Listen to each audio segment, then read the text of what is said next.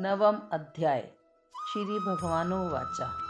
श्री भगवान बोले, तुझ दोष दृष्टि रहित भगत के लिए इस परम गोपनीय विज्ञान सहित ज्ञान को पुनः भली भांति कहूँगा, जिसको जानकर तू दुख रूप संसार से मुक्त हो जाएगा।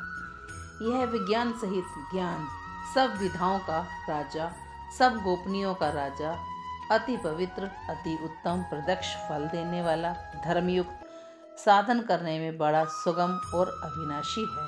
हे परंतप, इस उपयुक्त धर्म में श्रद्धा रहित पुरुष मुझको ना प्राप्त होकर मृत्यु रूप संसार चक्र में भ्रमण करते रहते हैं।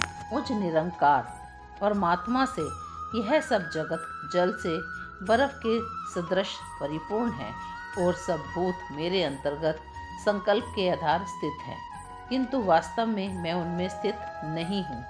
वे सब भूत मुझ में स्थित नहीं हैं, किंतु मेरी ईश्वरीय योग शक्ति को देखकर कि भूतों का धारण पोषण करने वाला और भूतों को उत्पन्न करने वाला भी मेरा आत्मा वास्तव में भूतों में स्थित नहीं है।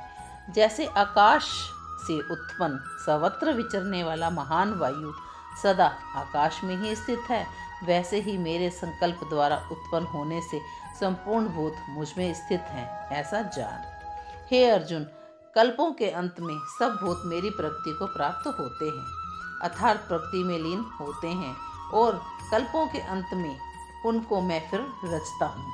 अपनी प्रकृति को अंगीकार करके स्वभाव के बल से प्रतंत्र हुए इस संपूर्ण भूत समुदाय को बार बार उनके कर्मों के अनुसार रचता हूँ। हे अर्जुन, उन कर्मों में आसक्ति रहित और उदासीन के सदृश स्थित मुझ परमात्मा को वे कर्म नहीं बांधते। हे अर्जुन, मुझ अधिष्ठाता के संकाश से प्रकृति चराचर सहित सर्व जगत को रचती है और इस हेतु से ही यह संसार चक्र घूम रहा है।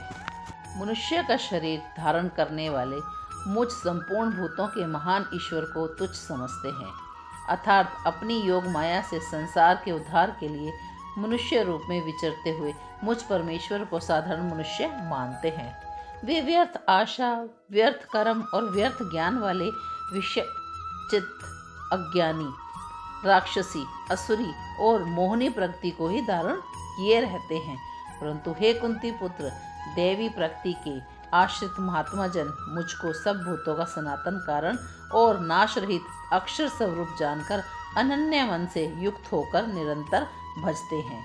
वे दृढ़ निश्चय वाले भक्तजन निरंतर मेरे नाम और गुणों का कीर्तन करते हुए तथा मेरी प्राप्ति के लिए प्रयत्न करते हुए मुझको बार बार प्रणाम करते हुए सदा मेरे ध्यान में युक्त होकर अनन्य प्रेम से मेरी उपासना करते हैं।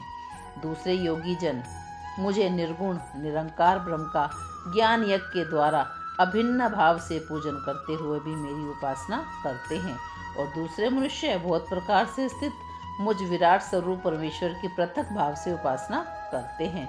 किंतु मैं हूँ यज्ञ, मैं हूँ स्वाधा, मैं हूँ औषधि, मैं हूँ मंत्र, मैं हूँ घृत, अग्नि मैं हूँ और हवन रूप क्रिया भी मैं ही हूँ। इस संपूर्ण जगत का धाता अर्थात धारण करने वाला एवं सब कर्मों को फल देने वाला पिता, माता, पितामह सब मैं ही हूँ। पवित्र ओमकार तथा ऋग्वेद, सामवेद और यजुर्वेद भी मैं ही हूँ। प्राप्ति होने योग्य परम धाम भरण पोषण करने वाला, सबका स्वामी, शुभ अशुभ का देखने वाला, सबका वासस्थान, शरण लेने योग्य, परोपकार ना चाहकर हित करने वाला, सबकी उत्पत्ति प्रलय का हेतु, स्थिति का आधार, निधान और अविनाशी कारण मैं ही हूँ। मैं ही सूर्य रूप में तपता हूँ, वर्षा का आकर्षण करता हूँ और बरसता हूँ। हे अर्जुन, मैं ही अमृत हूँ, मैं ही मृत्यु हूँ, और मैं ही सत और असत भी मैं ही हूँ। तीनों वेदों में विधान किए हुए सकाम कर्मों को करने वाला, सोमरस को पीने वाला पाप रहित पुरुष मुझको यज्ञों के द्वारा पूजकर स्वर्ग की प्राप्ति चाहते हैं। वे पुरुष अपने पुण्यों के फल रूप स्वर्ग रूप को प्राप्त होकर स्वर्ग में दिव्य देवताओं के भोगों को भोगते हैं।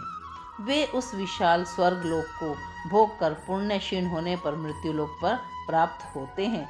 इस प्रकार स्वर्ग के साधन रूप में तीनों वेदों में कहे गए सकार कर्म का आश्रम लेने वाले और भोगों की कामना वाले पुरुष बार बार आवागमन को प्राप्त होते हैं।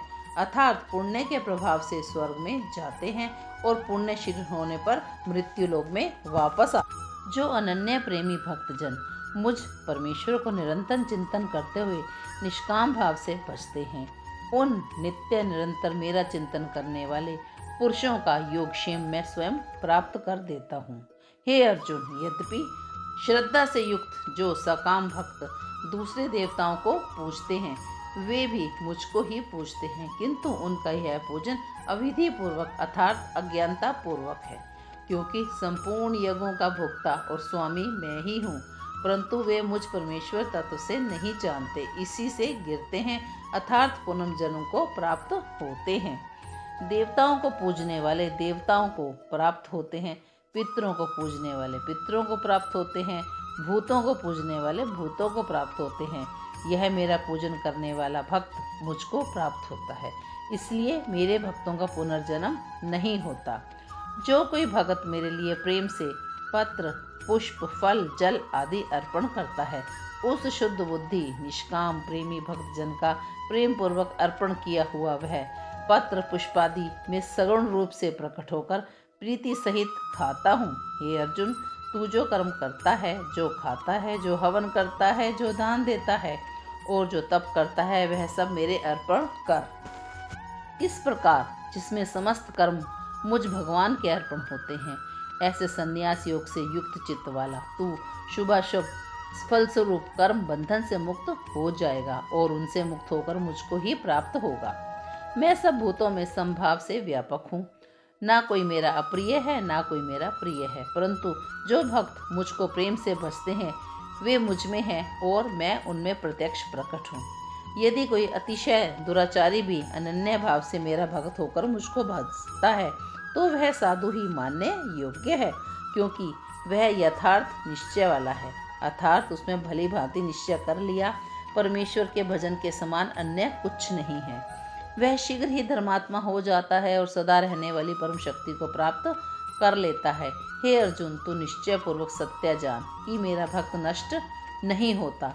हे अर्जुन, स्त्री, वैश्य, शूद्र, पाप योनि, चंडाल आदि जो कोई भी हो जो मेरे शरण में आता है वह परम गति को प्राप्त होते हैं।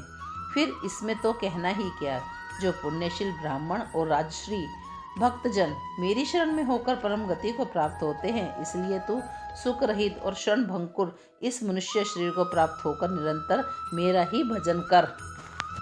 मुझ में मन वाला हो, मेरा भक्त बन, मेरा पूजन करने योग्य हो, मुझको प्रणाम कर। इस प्रकार आत्मा को मुझ में नियुक्त करके मेरा पारायण करके तू मुझे प्राप्त कर लेगा। अतः 9वां अध्याय समाप्त।